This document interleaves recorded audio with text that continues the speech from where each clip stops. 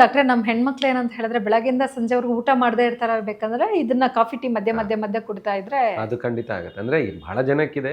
ಈಗ ಏನಾಗುತ್ತೆ, especially software engineers ಇವರು ಮಧ್ಯೆ ಕಾಫಿ ತೊಗೊಳ್ಳೋದು, ಬ್ರೇಕ್ ಬಂದ ತಕ್ಷಣ ಕಾಫಿ ಕುಡಿಯೋದು, ಅದು ತೊಂದರೆ. ಆಮೇಲೆ ಇನ್ನೊಂದು ಸ್ಮೋಕಿಂಗು, ಆಮೇಲೆ ಆಲ್ಕೋಹಾಲ್. ಇದೆರಡು ಮೂರರಲ್ಲೂ ನಮಗೆ ಅಸಿಡಿಟಿ ಪ್ರಾಬ್ಲಮ್ ಜಾಸ್ತಿ ಆಗುತ್ತೆ. Oily food, smoking, alcohol, heavy coffee tea ತೊಗೊಳ್ಳೋದು, ಖಾರ ಜಾಸ್ತಿ ತಿನ್ನೋದು, ಇದೆಲ್ಲದರಿಂದ ನಮಗೆ ಅಸಿಡಿಟಿ ಪ್ರಾಬ್ಲಮ್ ಜಾಸ್ತಿ ಆಗುತ್ತೆ. ಅಲ್ಲ, ಜೊತೆಗೆ ಕೆಲವರಿಗೆ ಮಸಾಲೆ ದೋಸೆ, ಈ ಪೂರಿ, ಈ ಥರದ ಒಂದು ಆಹಾರ ಪದಾರ್ಥಗಳು, ಎಣ್ಣೆಯಲ್ಲಿ ಕರೆದಂಥ ಆಹಾರ ಪದಾರ್ಥಗಳು ತಿಂದಾಗೂ ಸಹ ಸಮಸ್ಯೆ ಖಂಡಿತ ಜಾಸ್ತಿ ಆಗುತ್ತೆ. ಯಾಕೆಂದರೆ ಇದೆಲ್ಲ ತೊಗೊಂಡ ತಕ್ಷಣ ಆಲ್ರೆಡಿ ಅನ್ನನಾಳ ಓಪನ್ ಇರುತ್ತೆ, ಅದು ಇನ್ನೂ ಅಗಲ ಆಗುತ್ತೆ. ಅಲ್ಲ, ಅನ್ನನಾಳ ಓಪನ್ ಅಂದರೆ ಅಂದರೆ ಅನ್ನನಾಳ ನಮ್ಮದು ಇದು ಫುಡ್ ಪೈಪ್ ಇರುತ್ತೆ.